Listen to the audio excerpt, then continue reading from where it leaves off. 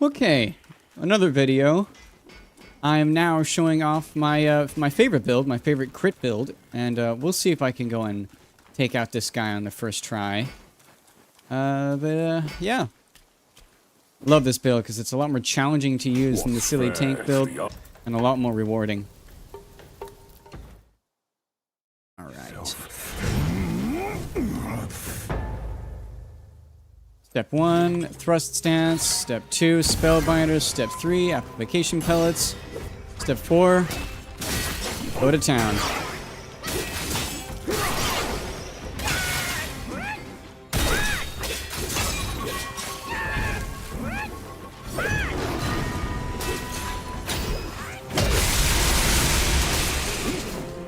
Down with might!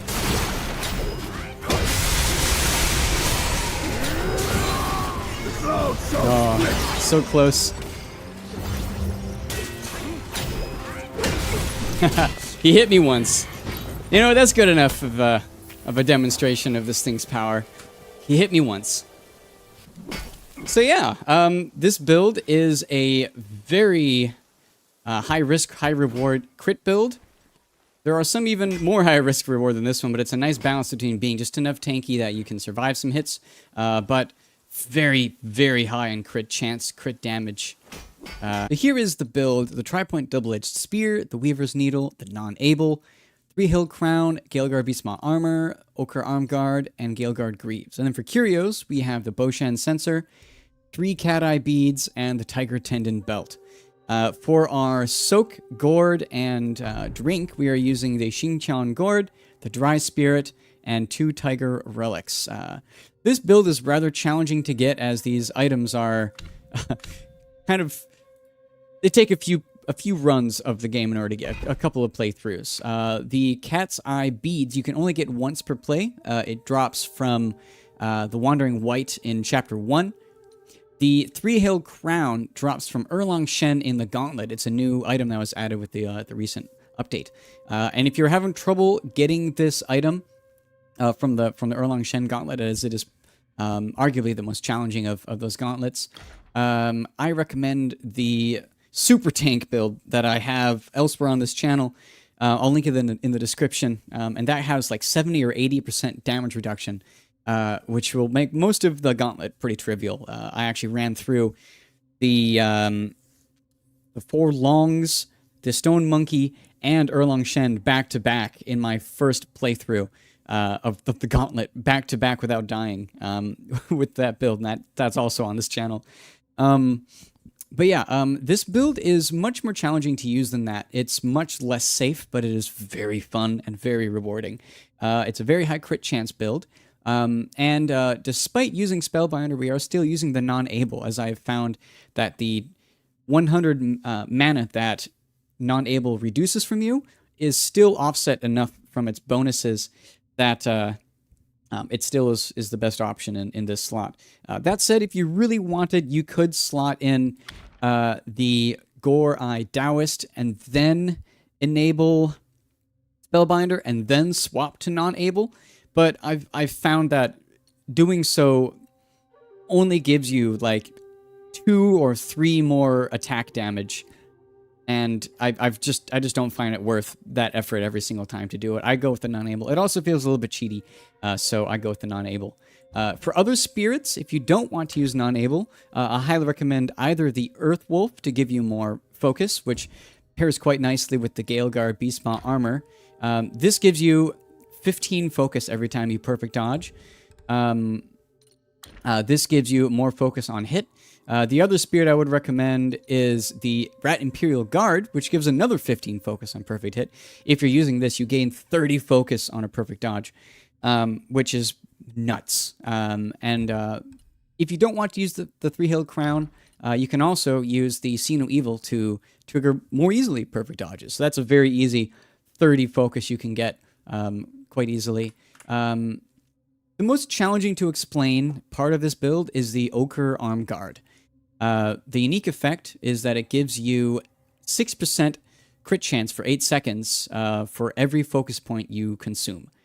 And so if you do an attack that does 1 focus point, then it gives you 6%. If you do an attack that does 2 focus points, then it gives you 12%. If you give an attack that does all 4 focus points, it gives you another 24% crit chance for 8 seconds, which is just nuts.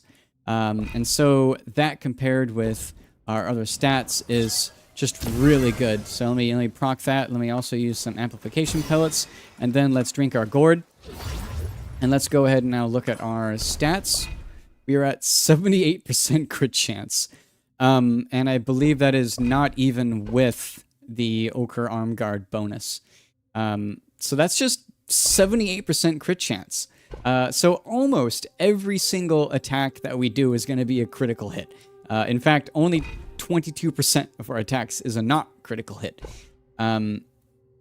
Just nuts. It's really fun. The numbers that you see on the screen are just always yellow.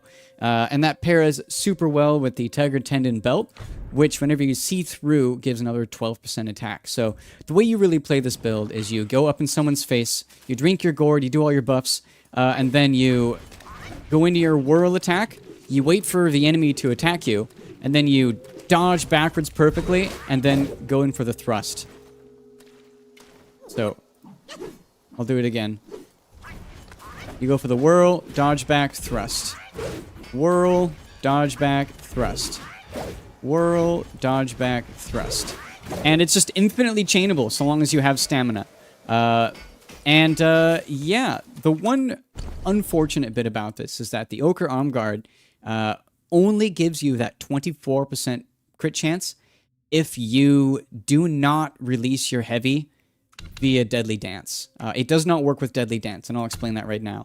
Deadly Dance is this, where when you have 4 focus points, if you dodge and then do a heavy, it just automatically fires. So dodge, boom, fully charged heavy.